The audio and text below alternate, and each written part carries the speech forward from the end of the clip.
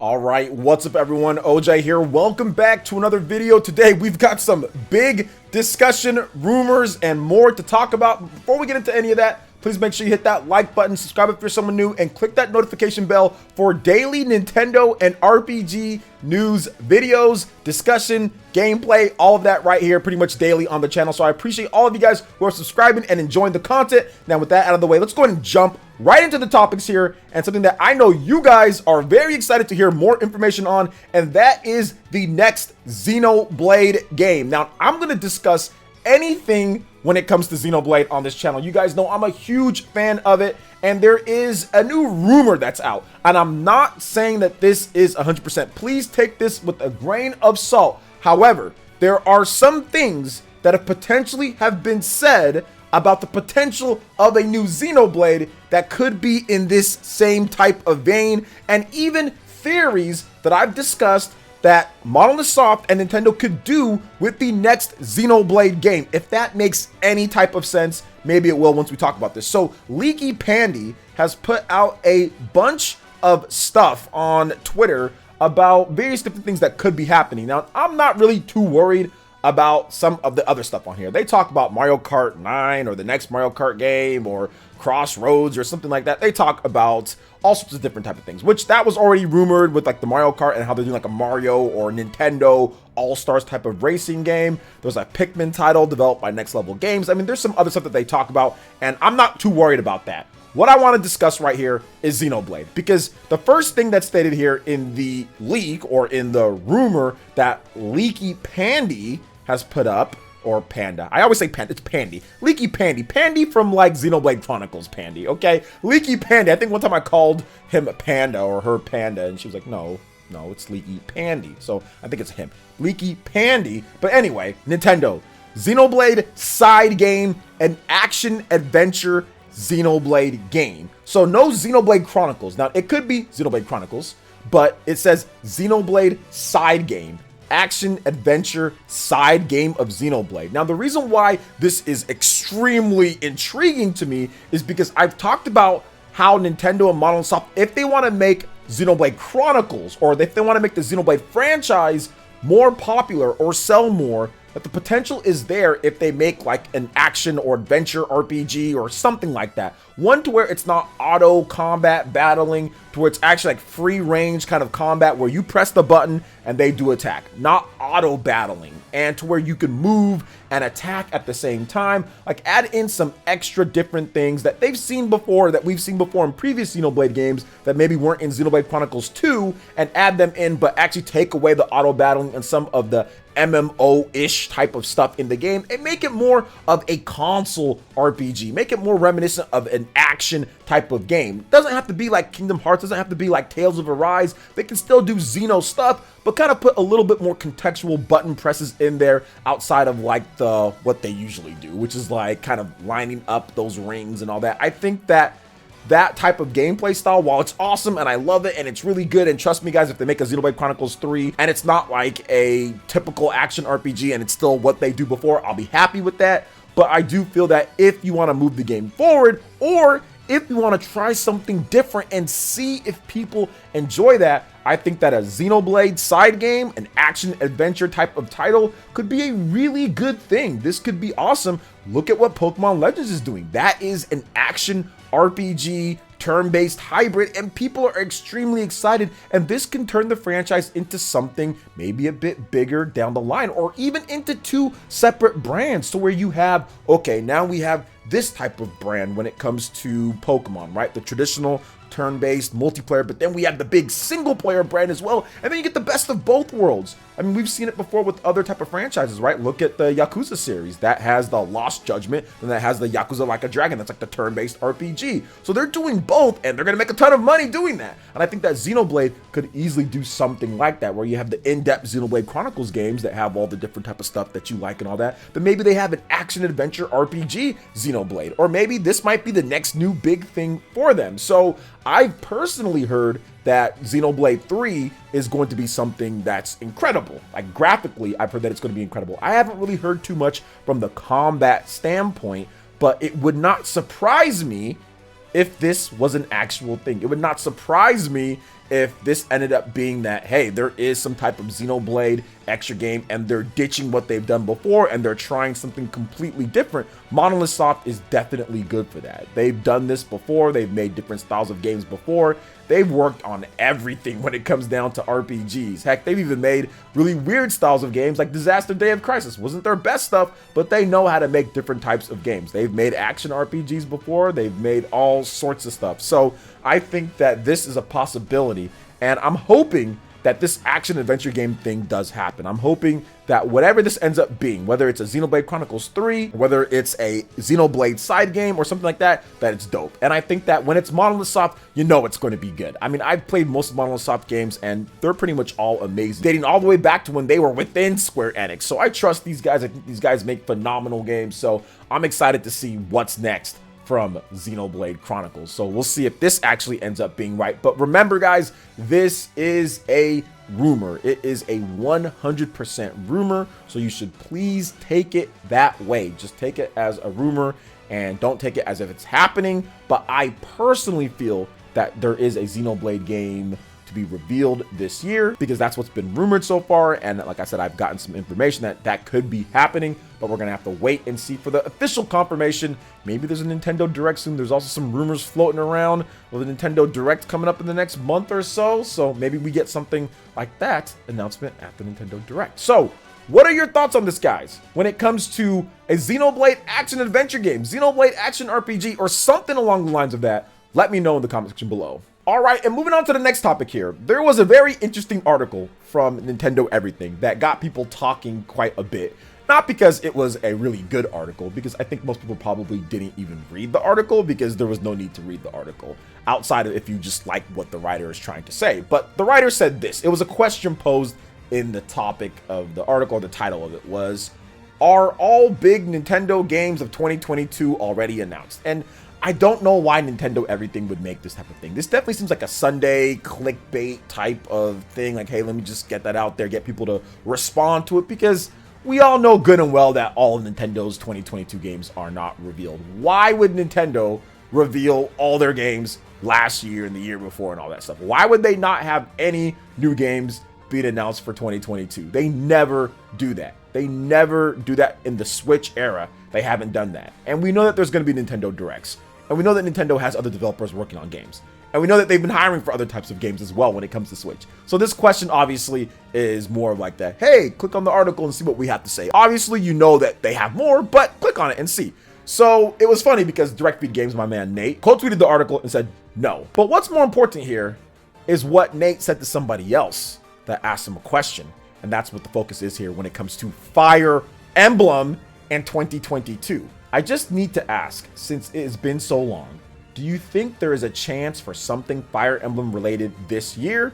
And Direct Feed Games Nate says, yup, 100%, not 99%, not maybe, not an if and but, I'm not sure, blah, blah, blah. It is 100% Fire Emblem this year. And if you've been watching my videos, which I know many of you guys have, but if you haven't, if you're on the YouTube recommendations and you're someone here that's come new, one, subscribe to the channel. What's good? You know, good channel for RPGs and content, Nintendo and all that. But two, also, I've been talking about how there's going to be a Fire Emblem this year as well. I had gotten some information that we could be getting a Fire Emblem announced in 2022 because it follows that 3-year cycle.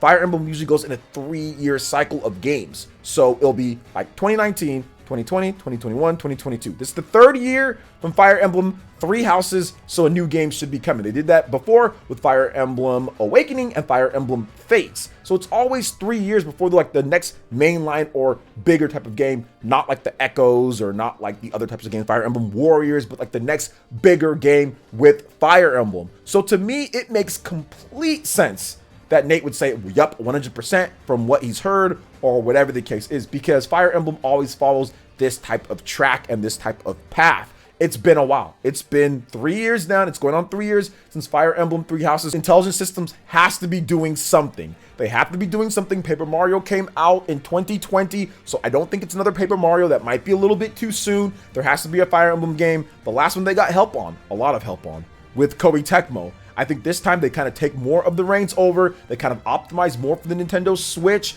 and get a game that's a true big Fire Emblem game. Well, another big Fire Emblem game that really takes advantage of the system and shows what they can do when they have the full reins of a Fire Emblem game. And maybe they still have their help from Koei Tecmo. Maybe they still get some auxiliary help, but I think that this will be the coming out type of game for Intelligent Systems. I would love to see the dynamics of this game. I would love to see what else and who is doing what, because I think that if there is a new Fire Emblem or something Fire Emblem related, right? He said something Fire Emblem related, so that could be a Fire Emblem Warriors, right? That would be Koei Tecmo. So maybe it's not a Fire Emblem game or a new one at all. Maybe it's a Fire Emblem Warriors 2.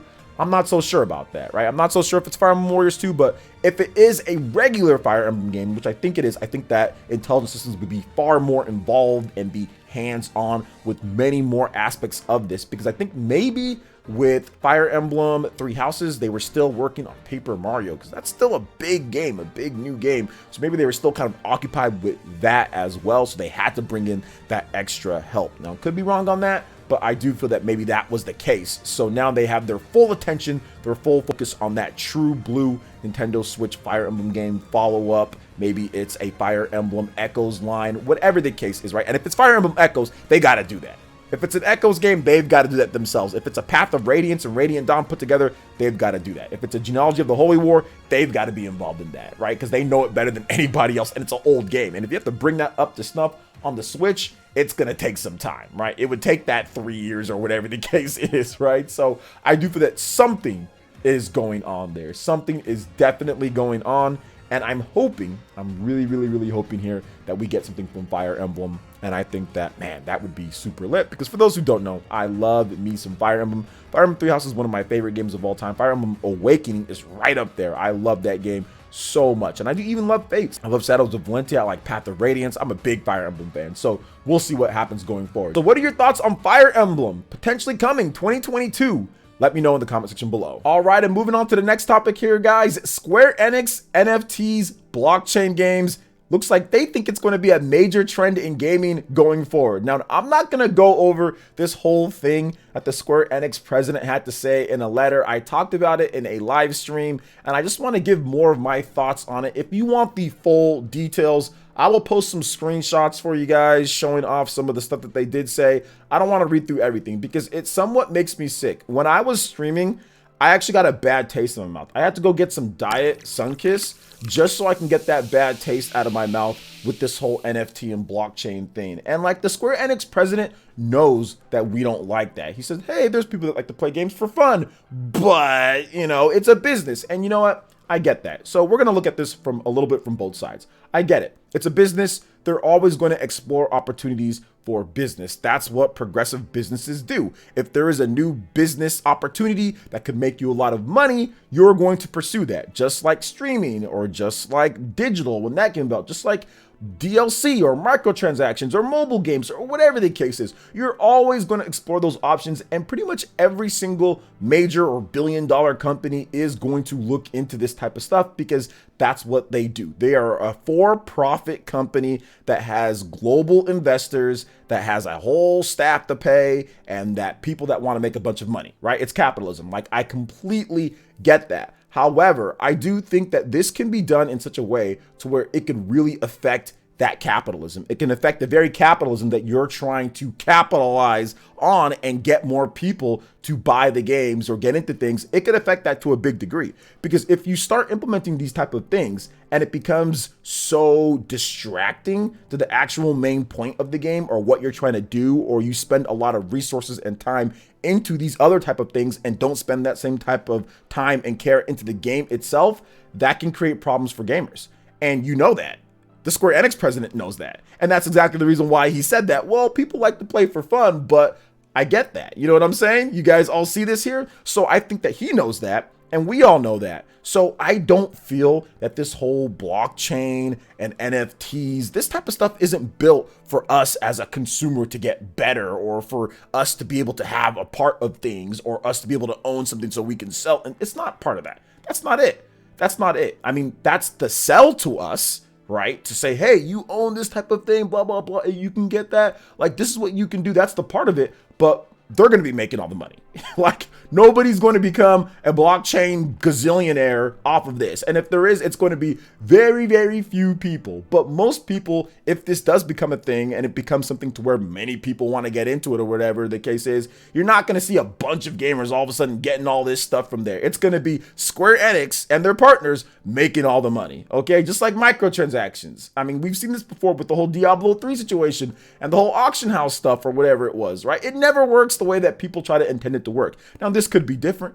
This could be something to where it actually does end up working. And there's a very select few that end up doing some great things in the metaverse and all those different type of blockchain stuff and all that. But I'm not going to sit here and act like this is a great thing for gaming or this is going to revolutionize things for everyone when it's not. I just don't think it is. Based off of what I've seen from NFTs and all that, no. It's not something that I think is going to improve gaming for the gamers out there. And I don't think it's going to be something that is going to make the gaming industry overall as a better or whole to where it benefits gamers way better than what it would have been if they invested this money or time or effort into something else. That is just my take on it. I could be wrong. I could be right. We're gonna have to wait and see how Square Enix plans to implement this. But what are your thoughts on this whole Square Enix NFTs and blockchains and trends going forward in gaming?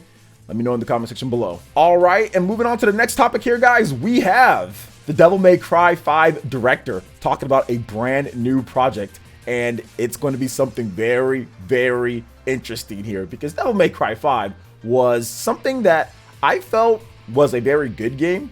I just didn't like some of the controls and some of the options in there, but overall, it was a really good game. People liked it. It was a game of the year type of contender game back when it came out. So let's talk about what the Devil May Cry 5 director had to say on the next project that he's doing. So Capcom game designer and director Hideaki Itsuno via Twitter has teased his next project, saying development is ahead of where it was last year.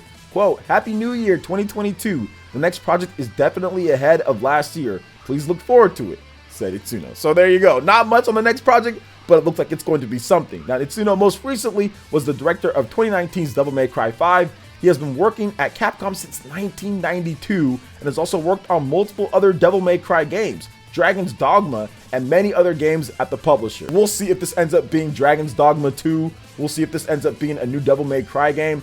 I'm guessing that it's Dragon's Dogma 2. And I know that people have been waiting for this game. It's been like a decade almost or something like that. It's been a long time since the last Dragon's Dogma, and it's a fantastic game. That game is on the Nintendo Switch. I think it's really good. I'm really excited to see where they go with Devil May Cry in the future and with also Dragon's Dogma, but I'm guessing that it's going to be a Dragon's Dogma game. If I had to put a guess, I think it's going to be that because people have been asking for it. I think they've got a lot of residual sales from the game, popularity spikes. The Switch version definitely came about and made them quite a bit of money as well. So I think that Capcom has some good stuff, you know, and he says that it's ahead of what they did last year. I think it might be a little bit too early for the next Devil May Cry game. So really, that seems to be Dragon's Dogma. So if we got a Dragon's Dogma 2, man, that would be insane. But I know probably what Capcom is thinking. If they're going to go Dragon's Dogma 2, is that going to be Xbox One and also PS4 in addition to PS5 and Xbox Series? The Capcom RE engine can handle it. I mean, it does a great job with the base systems, but I just don't know how far they want to push this game graphically and what they want to do. So maybe even with the development of the game or what Capcom is thinking, they're saying, man, there's just not enough Xbox and PlayStation out there for a Dragon's Dogma, because that series doesn't sell as much as Devil May Cry, if I'm correct on that one. So I think that they might be thinking, well, wait a minute, it might be a bit too early, or we might need to get out of this chip shortage so people can actually get the system more. And I know that's been on the minds of a lot of big developers out there. There's just not enough systems out there. There's just not enough systems. And if they release a game, I mean, how much is the game gonna sell? Like, it's going to be a problem. So that's a big concern for a lot of people out there. So that's why we see PS4 and Xbox One still around, and developers are gonna still make games on those systems because those systems are out there. They are in homes, and if you can't get a PS5, at least you can play the game on PS4 if you want to play it on there. Like, look at Elden Ring. Imagine if Elden Ring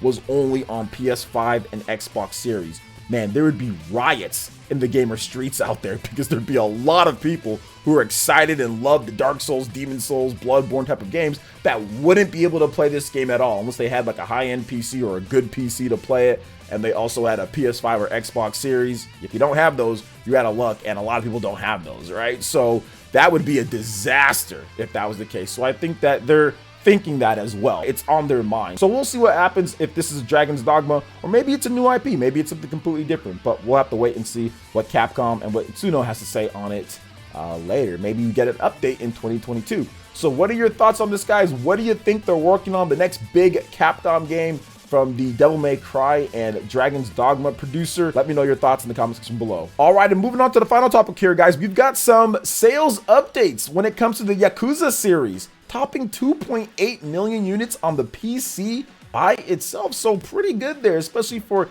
this type of series. So SEGA did recently announce that the Yakuza series continues to expand in popularity with the release of several entries on the PC platform. The Yakuza games have released on PC have sold 2.8 million units worldwide. Quote, due to the expansion of reach to users as we started the support of PC platform with the series from FY 2019/3, we recorded quite strong sales results with unit sales of approximately 2.8 million units worldwide, reads the report from SEGA. As for Lost Judgment, although the overseas version was launched behind the Japanese version in previous series, we have done a simultaneous global launch this time. This resulted in 76% increase in initial Western regions. The Yakuza series used to only get a release on PlayStation consoles and sometimes only in Japan. Yakuza Like a Dragon saw a Western release at the same time on all platforms. And the reason why I wanted to discuss this, because I think that this completely just says or proves what I've been saying with simultaneous releases and what Atlus needs to do and not lagging behind. This is 1000% proof. SEGA has been guilty of this a lot. Pretty much SEGA when it comes to Japanese developers in today's day. SEGA, well, major Japanese developers, publishers. We do have some of the smaller ones that have to wait because they're smaller, right? So maybe Nippon Ichi Software or maybe stuff like Falcom, right? And some of their games. But SEGA just proved it right there.